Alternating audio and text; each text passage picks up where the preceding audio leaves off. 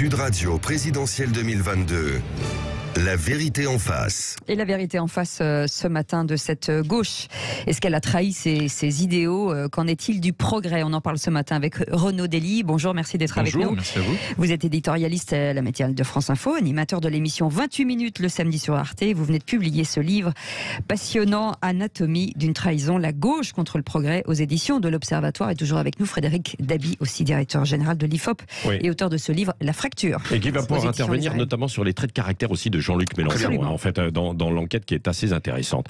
Renaud Dely, finalement, vous examinez un petit peu tout ce qui s'est passé en fait à gauche et pourquoi on en est arrivé là avec ces scissions, et donc vous montrez qu'il y a une gauche qui est contre le progrès, alors qu'historiquement, la gauche était toujours incarnée le progrès. D'ailleurs, on va se reposer la question si la droite n'incarne pas aussi un petit peu quelque part le progrès. L'idée, c'est que ce que j'essaie de raconter dans ce livre, c'est effectivement de remonter à la genèse de cette crise idéologique qui aboutit d'ailleurs aux ruptures et aux recompositions auxquelles on assiste ces tout derniers jours et même ces toutes dernières heures. En partant de l'idée que, en gros, depuis le siècle des Lumières, depuis le XVIIIe siècle jusqu'au début du XXIe siècle, la gauche française s'était arrimée à l'idée de progrès ou à l'idée de mouvement, on va dire. C'était le parti du mouvement. Ça veut pas dire qu'elle est monopole du progrès ou des réformes de progrès. Des réformes de progrès ont pu être portées par une partie de la droite, bien sûr. Mais en tout cas, son destin, le destin de la gauche, était normalement de porter ce progrès, d'éclairer en quelque sorte l'avenir. Et faute de réussir finalement à changer, à réformer le réel depuis le début du XXIe siècle, notamment avec l'enjeu de la mondialisation, par exemple, la gauche s'est sentie souvent démunie, sur la défensive, et elle a commencé à prendre peur, en quelque sorte, de l'avenir et d'un certain nombre de changements, plutôt que d'essayer d'y remédier, de les corriger, etc. Et elle a eu tendance soit à baisser les bras, soit à s'abandonner dans une forme de repli identitaire, visant à satisfaire un noyau militant, mais en brandissant des programmes, des idéologies qui sont fortement déconnectées du réel et qui certes satisfont, encore une fois, un noyau militant, peuvent ressusciter une forme d'enthousiasme, souvent nostalgique d'ailleurs, tourné vers le Front Populaire. On a beaucoup entendu parler cette semaine du Front Populaire, ou vers 1981, mais qui me semble en décalage assez profond justement avec cette idée de progrès et d'avenir. C'est-à-dire que la gauche, en fait, en quelque sorte, perdu confiance en elle, et elle a un peu peur de l'avenir. Est-ce que ça n'a pas décroché à un moment donné où justement les électeurs eux-mêmes, les classes populaires, ont décroché en fait de la gauche, se sentant un peu dépassés, vous l'avez évoqué, la mondialisation, etc. Et à partir de ce moment-là, la gauche, elle perd un peu sa boussole. Bien sûr, et il y a un chapitre notamment dans le livre que j'ai baptisé La gauche contre le peuple, en ce sens que ce qu'on a pu constater depuis déjà une bonne vingtaine d'années, c'est qu'une grande partie de ces classes populaires, et notamment des ouvriers en particulier, les ouvriers et les employés, en tout cas les ouvriers, votent massivement à l'extrême droite, et on l'a vu encore au premier tour de l'élection présidentielle en faveur de Marine Le Pen, et ont délaissé cette gauche, laquelle d'ailleurs leur a elle-même tourné le dos en grande partie. Alors il y avait eu, il y a maintenant une dizaine d'années, une note assez fameuse publiée par la Fondation Terra Nova qui justement expliquait, proche du PS, en tout cas proche de cette gauche réformiste, que puisque en gros les électeurs maintenant des classes populaires se tournaient vers l'extrême droite, il fallait essayer d'inventer une majorité de rechange, une majorité alternative, s'appuyant notamment sur les minorités, sur les femmes, en tout cas sur des populations de centres urbains, et abandonner en quelque sorte ces classes populaires qui seraient comme si elles étaient condamnées à jamais à voter à l'extrême droite, alors que évidemment le premier objectif de la gauche devait être de les reconquérir. Ces gens qui votent Marine Le Pen parce qu'ils ont telle ou telle angoisse, frustration ou colère à exprimer ne sont pas perdus à jamais pour la gauche. On parle, je rebondis sur le mot mondialisation de Patrick Roget. Pourquoi c'est devenu un gros mot aujourd'hui? Alors mondialisation, et ça il me semble que la gauche, une grande partie de la gauche, l'aborde justement d'une façon que j'essaye de dépeindre aussi dans le livre, qui est celle de l'indignation ou de la démonisation. C'est-à-dire comme si la mondialisation, vous avez raison, était devenue un gros mot et était une forme de diable maléfique par nature. Ce qui est absurde. Il n'y a pas plus de mondialisation heureuse, comme le disait d'ailleurs Alain Minc, que de mondialisation forcément malheureuse. La mondialisation, elle est ce qu'on en fait. Il y a des pans entiers qui sont extrêmement bénéfiques, issus de ce qu'on appelle la mondialisation. On n'entend jamais. Il y a des centaines de millions d'individus dans le monde, sur d'autres continents, en particulier en Afrique et pas seulement, qui sont sortis de la misère justement grâce aux bénéfices de cette mondialisation. La mondialisation, elle doit être régulée, elle doit être corrigée, elle doit bénéficier au plus grand nombre, bien sûr. Et c'est vrai qu'elle a entraîné aussi des malheurs en France en termes de désindustrialisation, ou de délocalisation. Mais elle ne peut pas être nier la mondialisation, dire on va sortir de la mondialisation, comme d'ailleurs ceux qui disent on va sortir peu au prix de l'Union européenne, par exemple on va désobéir aux règles de l'Union européenne, c'est nier le réel en quelque sorte. Et cette gauche-là, elle a tendance, parce que le réel ne lui plaît plus, ou parce qu'elle ne sait pas quoi en faire, comment le corriger serait, eh bien à le nier et à se réfugier un peu dans l'illusion. Et donc c'est mentir à ses électeurs. C'est une forme, en tout cas, c'est se réfugier dans une forme d'illusion, ou c'est parfois se mentir à soi-même aussi. D'ailleurs, même ces dirigeants de gauche se mentent à eux-mêmes. Et c'est le discours qui fait adhérer à Jean-Luc Mélenchon. Aujourd'hui, en tout cas, ça aboutit à cette... Ce que vous disiez tout à l'heure, c'est-à-dire qu'il y avait eu une déperdition des classes en fait assez populaires, etc., de gauche qui étaient allées vers Marine Le Pen. Il n'y a pas que ça, mais bien sûr, il y a ça. Et aujourd'hui, qui vont aussi vers Jean-Luc Mélenchon. Pas tant que ça, pour le coup, justement. Ce qui est frappant dans l'électorat de Jean-Luc Mélenchon au premier tour de l'élection présidentielle, certes, il a reconquis une partie, quand même. Mais il est très très loin sur l'électorat ouvrier de Marine Le Pen. On regarde un département aussi emblématique dans l'histoire de la gauche que le département du Pas-de-Calais, par exemple, qui était une vieille terre ouvrière, une terre qui avait toujours voté à gauche historiquement. Jean-Luc Mélenchon, au premier tour de la présidentielle, a fait 15% des voix, c'est-à-dire nettement moins que son score, sa moyenne nationale de 22%, et il est très très loin de Marine Le Pen. Dans une circonscription aussi emblématique, ça c'est pas dans le Pas-de-Calais, mais dans la Somme, que celle de Flix-Saucourt, qui est détenue par François Ruffin, l'un des principaux leaders insoumis. C'est lui qui est le député sortant et qui est en campagne pour sa réélection. Marine Le Pen est arrivée très nettement en tête au premier tour, avec à peu près 45% des voix, 3 fois plus que Jean-Luc Mélenchon. On s'aperçoit que Jean-Luc Mélenchon, et on l'a vu dans les grandes villes d'ailleurs, c'est aussi un électorat jeune de grandes villes, de grandes métropoles, ou en banlieue, on l'a vu, un électorat de banlieue, plus populaire bien sûr, mais souvent issu justement des minorités. Parce qu'il y a une certaine colère, en fait, c'était plus sur le thème de la colère, en fait. La colère, elle peut être parallèle, et elle peut d'ailleurs avoir des moteurs qui sont parfois semblables, mais elle n'aboutit pas forcément dans les urnes au même résultat. En tout cas, elle n'a pas contribué jusque-là à restaurer le lien entre la gauche et les classes populaires. Alors Frédéric Dabi, justement sur les traits de caractère de Jean-Luc Mélenchon, vous avez mené en fait une enquête. Avant ça, deux petites choses. Il ne faut pas oublier aussi, mais je pense que Renaud le sait parfaitement, que le premier comportement des catégories populaires, des ouvriers, c'est quand même l'abstention. Alors, ils sont bien sûr plus votés qui se sont abstenus, mais dans notre sondage IFOP fiducial pour LCI, TF1 et Sud Radio du jour du vote, c'est une des catégories qui s'est le plus abstenue. Et c'est vrai que Jean-Luc Mélenchon a quand même percé chez les ouvriers. Il était à 25, comme Marine Le Pen était à 35. Alors, sur les traits d'image de Jean-Luc Mélenchon, ce qui est intéressant, c'est qu'il bénéficie de son score très satisfaisant de l'élection présidentielle. Il apparaît proche des préoccupations des Français à 53%. C'est 8 points de plus par rapport à une enquête du mois de février. La question sur sa brutalité, son attachement aux valeurs démocratiques est quand même partagé par un Français sur 2, mais c'est toujours très positif à gauche. Par contre, il inquiète les Français. C'était, on avait vu dans une enquête historique d'IFOP fiducial pour Sud Radio qu'il inquiétait plus désormais que Marine Le Pen. Il inquiète même à gauche un sympathisant PS sur 2, un sympathisant Europe Écologie sur 2, et sa capacité à gouverner le pays est quand même questionnée. Presque 2 tiers des Français considèrent qu'il n'est pas capable de gouverner le pays. Il a fait un coup de génie en termes de communication en disant élisez-moi Premier ministre, même si institutionnellement ça n'a absolument aucun sens, mais il y a un doute là-dessus, moins fort que sa capacité à rassembler la gauche qui est majoritaire. Juste une question, René Dely, justement, sur Jean-Luc Mélenchon. Est-ce qu'on peut croire ou pas à sa sincérité, à ses convictions, ou on bascule dans le clientélisme pur et simple, en fait? Il a quand même vachement changé. Il a un très long parcours politique, vous avez raison. Il a d'abord d'ailleurs été trotskiste, et ensuite il a été très longtemps socialiste, il a même été ministre, ministre du gouvernement Jospin. Il était à l'époque un grand supporter de Lionel Jospin. Et puis il a basculé effectivement d'une radicalité quand il est sorti du Parti socialiste pour créer d'abord le parti de gauche, puis donc la France Insoumise. 2008, et il est aujourd'hui effectivement sur une ligne extrêmement radicale, et comme le disait Frédéric Dabi d'ailleurs, tout en se référant parfois de temps à autre, c'est assez étrange dans ses discours, à François Mitterrand, lequel François Mitterrand est quand même celui qui au pouvoir avait justement incarné, porté le fameux tournant de la rigueur, qui est selon cette gauche-là l'origine du divorce, en tout cas de la trahison de la gauche au pouvoir vers la rigueur et le libéralisme. Bon, peu importe, ça c'est des contradictions internes aux références de Jean-Luc Mélenchon.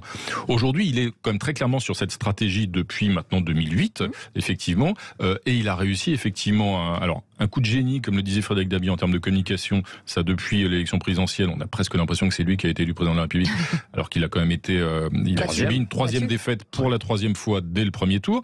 D'autre part, en inventant effectivement ce 3e tour avec législative, élisez-moi Premier ministre, et puis un coup de génie stratégique en réussissant une OPA formidable sur ce qui reste de la gauche, c'est-à-dire qu'il a imposé au reste de la gauche, et notamment à la gauche réformiste, social-démocrate, mais aussi aux écologistes d'ailleurs, et aussi aux communistes en passant, à la fois son nom, hein, Mélenchon Premier ministre, c'est l'objectif là de cette alliance pour les élections législatives.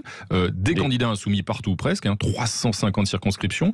Le PS sera absent, les socialistes seront absents de 500 circonscriptions sur 577. Attention, pas 350 gagnants. 350 candidats. 350 candidats.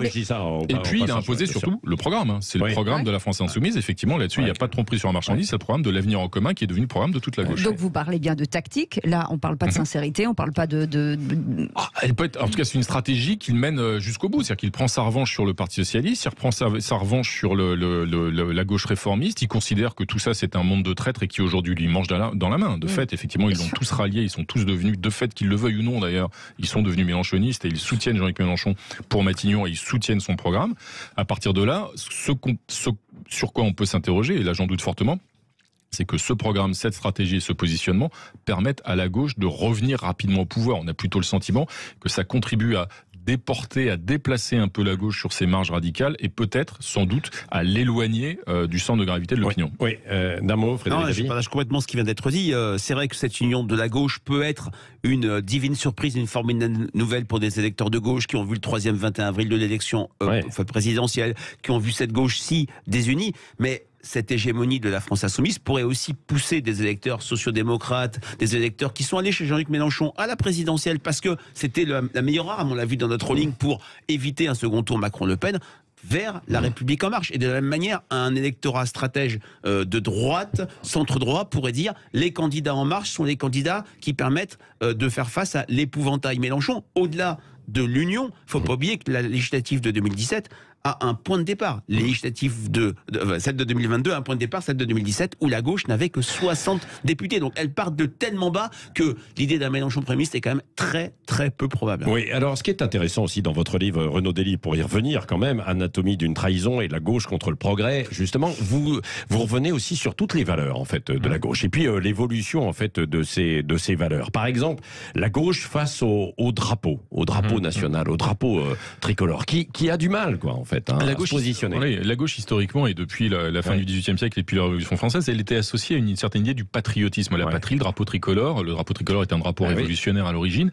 Et effectivement, on a vu toute une partie de la gauche maintenant récuser cet emblème comme étant un emblème nationaliste, voire xénophobe, voire raciste, et donc abandonner la dimension émancipatrice de la nation. La nation, historiquement, encore une fois, a une véritable dimension émancipatrice qui participait aussi d'une vision universaliste de la gauche. La gauche, elle était à la fois patriote et universaliste. C'est-à-dire qu'elle défendait des valeurs qui faisaient la fierté de la nation française, mais qui avaient vocation à s'exporter et à être un modèle pour le reste du monde. Il y avait un rejet. Il y a un repli aujourd'hui. Oui, et qui a été illustré alors sur un autre domaine, par Fabien Roussel, par exemple, évidemment, au niveau de la bouffe. Quoi, je reviens sur cet épisode qui semble anecdotique. Non, mais il faut revenir dessus. Dans le livre, effectivement, j'ai cet épisode qui semble anecdotique, mais qui est extrêmement significatif. Extrêmement significatif. Quand Fabien Roussel, le secrétaire national du Parti communiste, candidat à la présidentielle, a défendu ce qu'il appelait une bonne viande, un bon vin, un bon fromage, c'était le symbole de la bonne gastronomie française, et qu'il ajoutait qu'il fallait évidemment, c'était l'objectif de la gauche, que la gauche permette aux plus déshérités,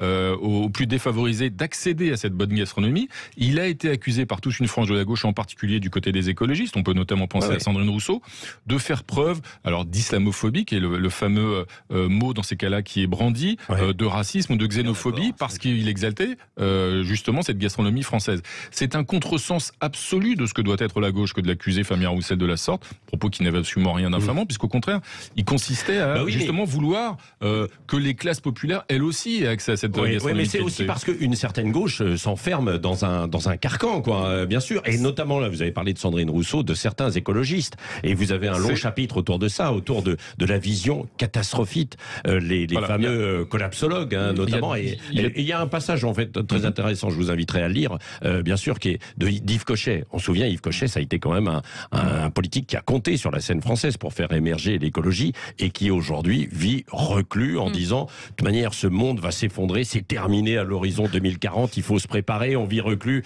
dans sa ferme en Bretagne. Ça, c'est un autre aspect, effectivement. J'évoque ce que j'appelle la gauche catastrophiste, c'est-à-dire que il ne s'agit pas du tout, évidemment, de nier l'urgence et le défi climatique. Cette urgence, ce défi s'impose à tous et c'est sans aucun doute l'un des principaux défis du siècle. Mais le problème, c'est que toute une frange de la gauche, et en particulier cette frange écologiste qui vire souvent à la collapsologie, tient un discours uniquement anxiogène, uniquement catastrophiste. Il faut sonner, encore une fois, il faut tirer la sonnette d'alarme, bien sûr, mais il faut aussi essayer de dessiner, d'inventer un monde d'après qui ne soit pas purement un monde de privation, de punition ou de sanction, parce que ça ne fonctionnera pas, ça ne marchera pas. Et il ne faut pas non plus tomber dans ce discours qui est celui notamment porté par Yves Cochet, l'ancien ministre de l'Environnement que vous évoquiez à l'instant, en gros du c'est foutu. Parce que si c'est foutu, s'il n'y a plus rien à faire, si c'est foutu, c'est un discours qui non seulement est inutile et impuissant, mais il est même suicidaire, il est meurtrier, parce que si c'est foutu, Frédéric Dabi va se racheter un SUV, par exemple. Avec plaisir. Non, mais ce qui est très intéressant, dans mon bouquin sur la jeunesse, on voit que la jeunesse se déclare engagée sur la question environnementale, mais ils sont absolument pas sur le côté c'est foutu. Ils sont très inquiets. Dans la première enquête Nouvelle Vague en 1957, un tiers des jeunes se déclarent prêts à mourir pour la France. Ils sont maintenant 20%, 25% à dire qu'ils sont prêts à mourir pour la planète. Mais ils ne sont pas du tout sur cette logique c'est foutu, puisqu'ils pensent au contraire, puisque les politiques n'y arrivent plus, que c'est l'action individuelle qui va permettre de changer les choses. Et de la même manière, quand on leur dit est-ce que c'est... Ils ne sont pas non plus sur une logique, messieurs les Anglais tirés les premiers, sur le mode c'est d'abord la Chine, la Russie qui doivent faire des efforts sur le climat. C'est vraiment une démarche individuelle et ils ne sont pas du tout sur cette logique du c'est foutu. Mais c'est dangereux s'ils pensent que les politiques ne peuvent plus y arriver. Parce que là, il y a un décrochage civique qui est dangereux. Mais juste une question rapide pour les gens qui nous écoutent et qui sont, à mon avis, complètement perdus, de dire que personne ne s'entend sur rien, mais on s'entend quand même. C'est-à-dire que tout le monde se fait la gueule, on est tous dans des coins différents, en disant ça on n'aime pas, mais on pactise quand même. Oui, au sein de la gauche. Oui, au sein de la gauche. Mais là, ça commence à être... Là, ce qui est frappant, là, ça pose question. Ça pose pas question à Jean-Luc Mélenchon. On comprend qu'on n'ait pas confiance. Non, mais là, ça pose pas question à Jean-Luc Mélenchon aux Insoumis, puisqu'ils ont gagné. Ils ont gagné sur toute la ligne. Ça pose question à ceux qui, jusqu'à il y a quelques jours, combattaient un certain nombre de points extrêmement importants dans ce qui est devenu leur programme, c'est-à-dire la désobéissance aux règles européennes, qui se battaient pour, par exemple, les livraisons d'armes au peuple ukrainien et la défense des Ukrainiens qui résistent aux Russes, où les socialistes étaient encore favorables il y a 3 jours au maintien de l'âge légal du départ en retraite à 62 ans. Bon, depuis hier, visiblement, ils sont favorables au retour à 60 ans pour tous. Vive les années 80. Ce que je veux dire, c'est que ça pose question à ceux qui ont effectivement abandonné leurs convictions ou leur programme en l'espace de quelques jours pour rallier un accord électoral qui vise d'abord à essayer de sauver un certain nombre de circonscriptions. Mais en l'occurrence, Jean-Luc Mélenchon a encore une fois réussi une OPA, lui, de son point de vue, extrêmement cynique, mais extrêmement efficace. En revanche, d'autres, effectivement, ont préféré échanger leurs convictions contre l'espoir qui, à mon avis, en plus, quand on regarde en détail l'accord électoral, va se révéler bien souvent déçu de sauver leur siège. Quand on regarde, il n'y a que 70 circonscriptions pour les candidats socialistes. La plupart, l'écrasante majorité, dans des circonscriptions qui sont perdues d'avance pour la gauche. L'idée que les socialistes sauvent un groupe à l'Assemblée nationale grâce à cet accord, j'ai peur pour eux qu'elle soit déçue à l'issue des élections législatives. Bon, c'est à suivre. En tout cas, évidemment, que ce soit du côté de cette nouvelle Union populaire, du côté de Renaissance. Alors là, on est perdu. Ce que je disais. Patrick voudrait savoir comment on va les appeler. On les appelait les marcheurs avant. Renaissance, on les appelait. Non, mais ça ne pas. Non, René, c'est sûr, mais non, mais surtout, mais en tout cas, Renaissance, c'était le nom de la liste aux élections européennes. Un peu les électeurs, c'est fort quand même, parce que on a un parti qui s'appelle La République en Marche. On le change en Renaissance et on va pour cette élection sous l'étiquette ensemble. Et ils ont dit oui. Elle le disait, Yael Braun-Pivet, tous ensemble. J'ai dit non, attention, ça c'est un. Mais c'est vrai. Ce qui est très intéressant, ça arrive extrêmement souvent que des partis changent de nom avant une élection législative. Surtout, vous avez RPR et UDF en 2001, mais pas quand on a gagné la présidentielle. À mon avis, il y aura un truc pour s'y retrouver sur les tracts et sur les affiches des candidats qui va être fait. C'est la photo d'Emmanuel Macron. C'est ça. Non, mais ce qui est fort, c'est la démocratie quand même. Il n'y a pas eu de consultation en interne. Allez, la démocratie a parlé. Merci beaucoup, Renaud Dely, d'avoir été avec nous avec ce livre, Anatomie d'une trahison, la gauche contre le progrès aux éditions de l'Observatoire. Et Frédéric Dabi, toujours la fracture chez les arènes.